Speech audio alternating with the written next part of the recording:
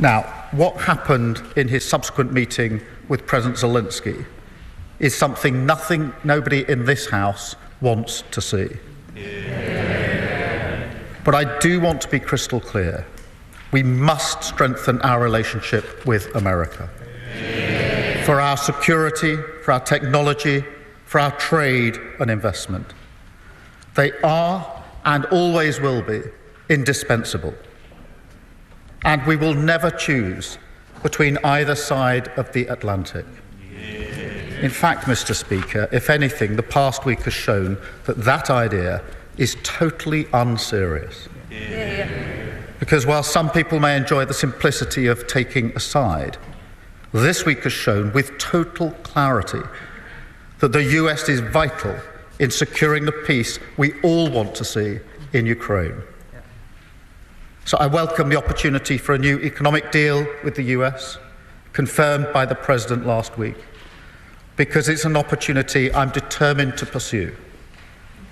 I welcome the positive discussions we had on European security, including his clear support for Article 5 of NATO.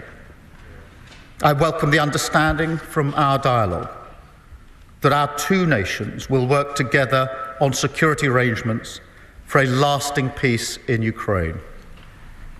I also welcome the President's continued commitment to that peace, which nobody in this House should doubt for a second is sincere. Mr. Speaker, I now turn to the events of this weekend and the moving scenes that greeted President Zelenskyy as he arrived in London on Saturday. Yeah. Mr. Speaker, I saw for myself he was taken aback when the crowd in Whitehall cheered at the top of their voices, and they were speaking for the whole of our country. Yeah. A reminder that this government, this House, and this nation stand in unwavering support behind him and the people of Ukraine. Yeah. Mr. Speaker, we resolved together to move forward the strong cause of just and lasting peace in Ukraine. And then on Sunday, I hosted European leaders from across our continent, equally committed to this cause, including President Macron, Prime Minister Maloney, the leaders of NATO, the European Commission and Council, and the Prime Minister of Canada, a vital ally of this country, the Commonwealth and Ukraine, responsible for training over 40,000 Ukrainian troops. I also had the privilege beforehand of speaking online to the leaders of Estonia, Lithuania and Latvia, each of whom, as close as they are to the front line with Russia, stressed the urgency of the moment. And, Mr. Speaker, it was a productive summit. Together we agreed a clear strategy that the United Kingdom, France and our allies will work closely with Ukraine on a plan to stop the fighting, which we will then discuss directly with the United States. It's a plan that has 4 clear principles, which I'll now share in full with the House.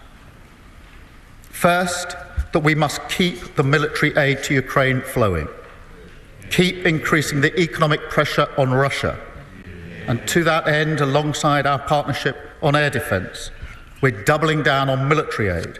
Already this year, we've taken our support to record levels. But on Saturday, we also agreed a new £2.2 billion loan for Ukraine, backed not by the British taxpayer, but by the profits from frozen Russian assets. Yeah. Second, Mr. Speaker, we agreed that any lasting peace must guarantee the sovereignty and security of Ukraine, and that Ukraine must be at the table when negotiating their future. That is absolutely vital. Yeah. Third, we agreed that in the event of a peace deal, we will continue to boost Ukraine's defences and Ukraine's deterrence. And finally, fourth, we agreed to develop a coalition of the willing, ready to defend a deal in Ukraine and guarantee the peace. Mr. Speaker, after all, the Ukrainian position is completely understandable. For them, the war did not begin 3 years ago. That was merely the latest and most brutal escalation. They have signed agreements with Putin before. They've experienced the nature of his diplomacy and the calibre of his word. We cannot accept a weak deal like Minsk again. No, we must proceed with strength, and that does now require urgently a coalition of the willing. Mr. Speaker, we agreed on Sunday that those willing to play a role in this will intensify planning now.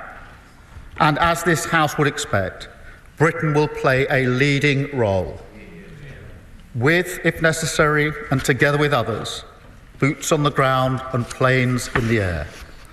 Mr. Speaker, it is right that Europe do the heavy lifting to support peace on our continent. But to succeed, this effort must also have strong US backing. Now, I want to assure this House, I take none of this lightly.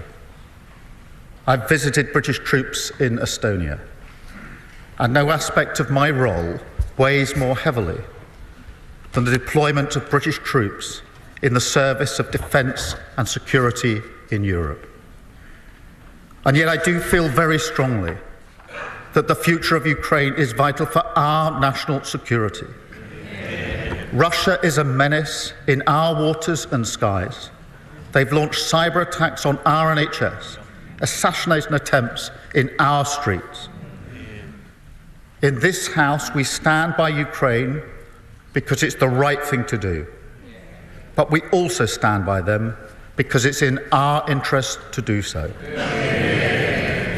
Because if we do not achieve a lasting peace, then the instability and insecurity that has hit the living standards of working people in Britain, that will only get worse. And Putin's appetite for conflict and chaos, that will only grow. So a strong peace, a just peace, a lasting peace, that has now to be our goal. It is vital, it is in our interests, and its pursuit, Britain will lead from the front for the security of our continent, the security of our country, and the security of the British people. We must now win the peace. And I commend this statement to the House. Yeah.